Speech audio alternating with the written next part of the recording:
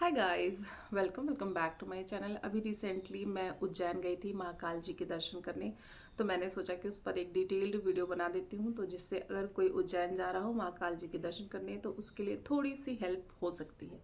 तो सबसे पहले अगर आप दिल्ली साइड से उज्जैन जा रहे हैं तो दिल्ली उज्जैन से वेल कनेक्टेड है बाई ट्रेन बाई फ्लाइट।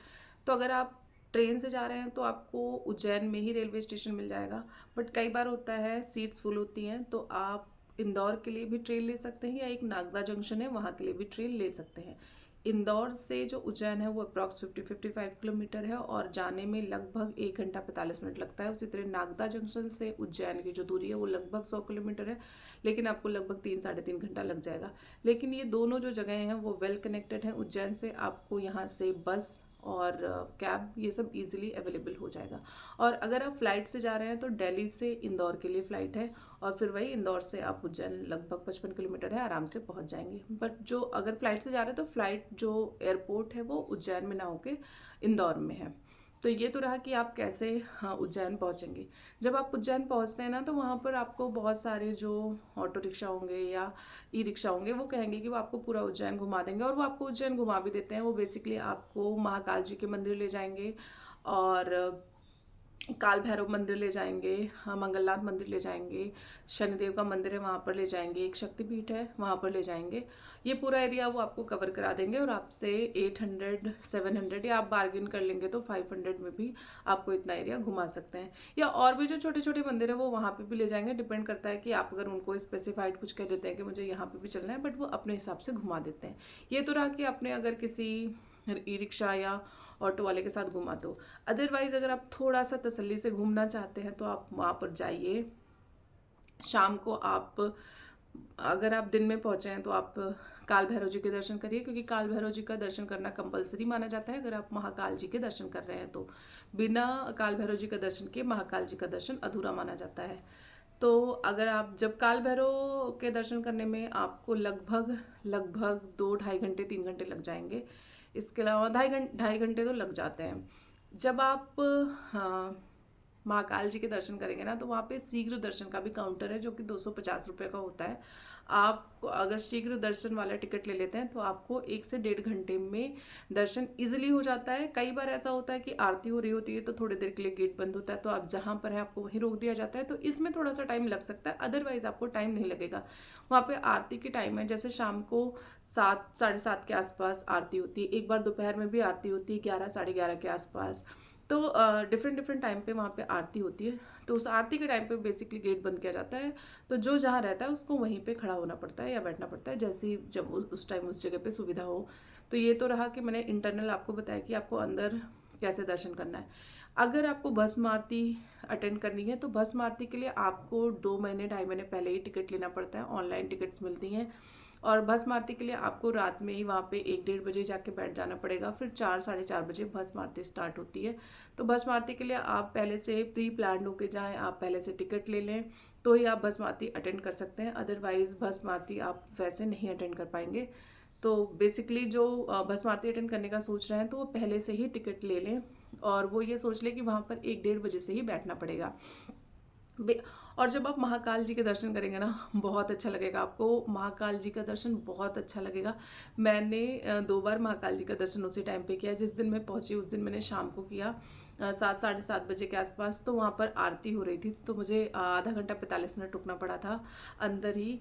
और फिर अगले नेक्स्ट दिन मैंने सुबह भी महाकाल जी के दर्शन किए 11 बजे के आसपास, तब भी आरती हो रही थी तो मैं अंदर थी मंदिर के अंदर, तो भी बहुत अच्छा लग रहा था। तो आप महाकाल जी के दर्शन करिए, आप काल भैरव जी के दर्शन जरूर करिए। उसके अलावा जो वहाँ पे और भी मंदिर हैं, मेरे हिसाब से आपको मंगलनाथ जी के मंदिर जाना चाहिए, क्योंकि वो पूरी दुनिया में मंगल ग्रह का या मंगल भगवान का एक ही मंदिर माना जाता है, एक ही मंदिर है। और वहाँ पर ग्रह शांति वाली पूजा भी होती है, तो जिनको कुछ इस तरीके की पूजा करानी हो वो वहाँ पर जा सकते हैं। अदरवाइज जिनको पूजा नहीं भी करानी हो उस मंदिर जा सकते हैं, क्योंकि वो एक ही मंदिर है, तो आपको वहाँ पर भी अच्छा लगेगा। वहाँ से भी जो शिप्रा रिवर है वो दिखती हैं। और इसके अलावा जब आप महाकाल जी के दर्शन अगर शाम में कर रहे हैं, रात में, तो उस पूरे एरिया को, कॉरिडोर को महाकाल लोक के नाम पे डेवलप कर दिया गया है। उस एरिया को महाकाल लोक कहा जाता है। तो रात में वहाँ पे लाइट्स वगैरह होती हैं तो बहुत सुंदर लगती हैं। दिन में वो उतना एरिया उतना अच्छा नहीं लगेगा, बट रात में जब लाइट्स होंगी, जो महाकाल लोक के नाम से जो एरिया डेवलप है, तो बहुत सुंदर लगता है, क्योंकि वो लाइट्स वगैरह, लाइट्स तो कहीं पे भी होती है तो सुंदर लगती हैं। तो इसलिए आपको ना रात में वो एरिया बहुत अच्छा लगेगा। उसके अलावा वहाँ पे जो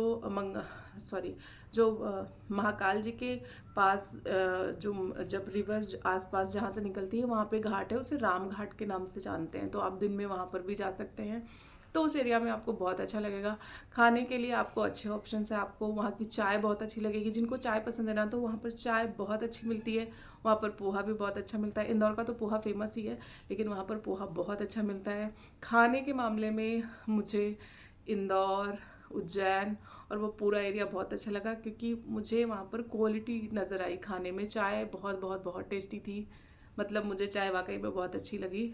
तो इस तरीके से आप पूरा उज्जैन घूम सकते हैं। उज्जैन एक तरीके से बनारस की तरह ही है। जिनको बनारस पसंद है उन्हें उज्जैन पसंद आएगा। मंदिरों का शहर है, मंदिर हैं, गलियां हैं। और उज्जैन में अभी बहुत ज़्यादा काम भी हो रहा है, बहुत चीज़ें, जैसे महाकाल लोक बन रहा है, या फिर जगह जगह पे जो एरिया कॉरिडोर डेवलप हो रहे हैं, तो बहुत ज़्यादा वर्क हो रहा है। और अभी सिंहस्थ कुंभ 2028 में होगा, तो उसके लिए भी वहाँ पर काफ़ी काम हो रहा है, क्योंकि कुंभ आने वाला है, लोक आस्था का प्रतीक है ये सब कुंभ वगैरह। तो फिर वहाँ पर काम बहुत ज़्यादा अभी इस टाइम चल रहा है। आप महाकाल जाएंगे, महाकाल के दर्शन करेंगे, आपको बहुत अच्छा लगेगा। आपको मंदिर के अंदर तो बहुत बहुत बहुत अच्छा लगेगा। और जो भी शंकर भगवान जी के, भोलेनाथ के भक्त होंगे, उनको वाकई में बहुत अच्छा लगेगा। तो ये मैंने बहुत एस्थेटिक वे में नहीं वीडियो बनाया है, प्रॉपर जो मुझे वहाँ पे समझ में आया मैंने वो वीडियो बना दिया।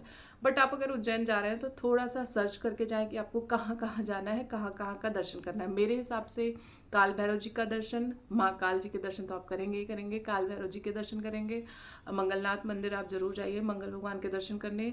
उसके अलावा वहाँ पर जो माता जी का मंदिर है, जहाँ पर माता जी की कोने गिरी थी, वो काल भैरव मंदिर के पास में ही आप वहाँ पे जाइए, वो भी एक शक्तिपीठ है। तो इस तरीके से आप 5-6 मंदिर तो जरूर जाइए। और बीच बीच में आपको 1-2 और मंदिर मिलेंगे, जैसे गणेश भगवान जी का मंदिर है, वहाँ पर भी आपको बहुत अच्छा लगेगा। वो थोड़ा सा 4-5 किलोमीटर आगे है, महाकाल मंदिर के आसपास, महाकाल जी के मंदिर से 4-5 किलोमीटर आगे है, बट है उसी में एरिया में, तो आप वहाँ जा सकते हैं। Thank you for watching my channel.